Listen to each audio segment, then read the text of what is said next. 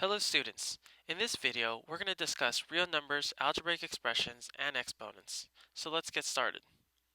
The purpose of this video is that at the end of this lesson, you should be able to simplify absolute value numbers, simplify algebraic expressions, and exponent problems. So let's talk about absolute values.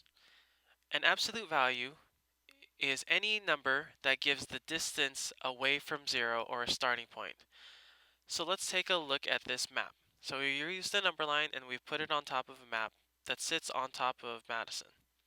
So on the left we have a blue dot that represents Smart and Final.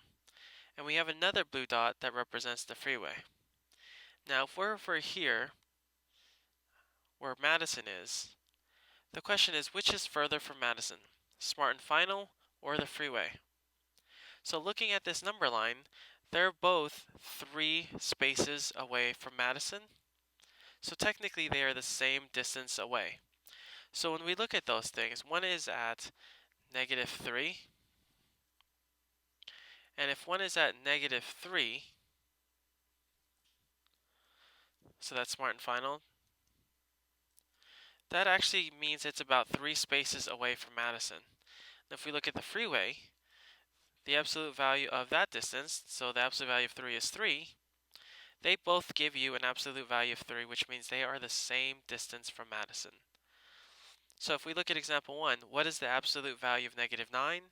Well, if we look and we are 9 spaces away from 0, that means we're here.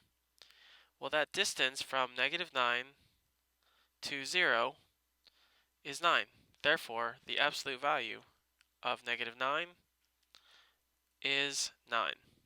So example 2, it says which value is greater, -25, the absolute value of 25 or the absolute value of -50.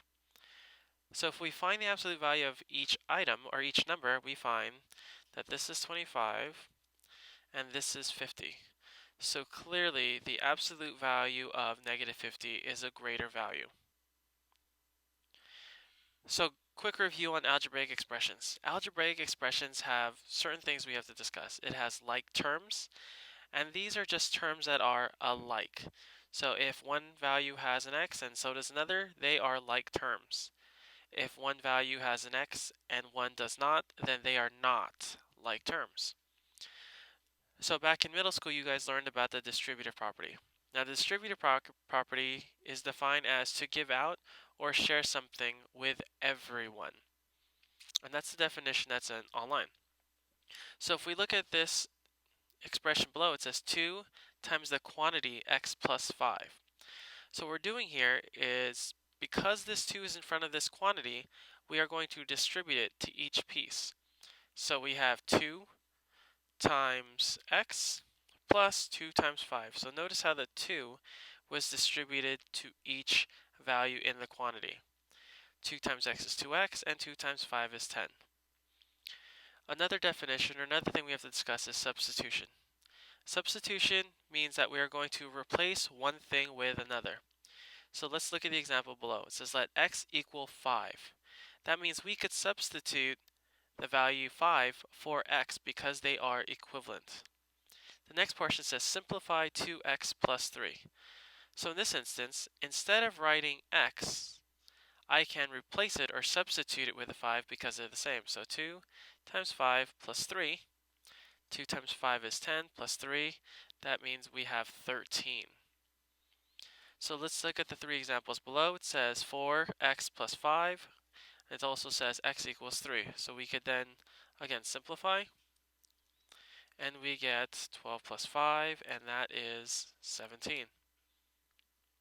Example 2. Again, it's a distribution problem. What I always find helpful is to take the number in front of the quantity and draw these little arcs, because that helps you to keep track of everything that you have to multiply to. So it's the coefficient in front of the quantity being multiplied to everything inside the parentheses. So we have 2 times 5x, which is 10x, plus 2 times 4, which is 8. And because we didn't deal with a 3, we have to carry it down. So now we have 3 terms here, and 2 of them are like. Notice the 10x has an x, the other ones do not. So although nothing is related to the 10x, the 8 and the 3 are in common. So 8 minus 3 is 5. Example 3. Again, this time we have a double distribution problem. In this instance, we are going to distribute that 4 to each quantity, and we have to distribute this, not just the 3, we have to distribute the negative 3 to each piece. Be mindful of the sign that's in front of these numbers that you're distributing. Notice the 4 is a positive and the 3 is a negative. So in this instance, it would be 4 times 2y plus 4 times negative 6. And then we have negative 3. Well, because there's a operation in between that 4 and that negative 3, we're going to include one. So we're going to do plus, and that's negative 3 times 5y plus negative 3 times 10. So you'll notice here that I itemized each negative 3 and each 4 for you. This is just to make sure that it's clear how we're distributing. You don't have to do that step, but it should be clear to you. So now we're going to simplify again. So that's 8y plus negative 24 plus negative 3 times 5y is negative 15y, and negative 3 times 10 is negative 30. So now again, we're looking for like terms. Here I have a y, and here I have a y. So we're really looking at 8y minus 15y. So 8y minus 15y is negative 7y. And then here we have negative 24 and negative 30.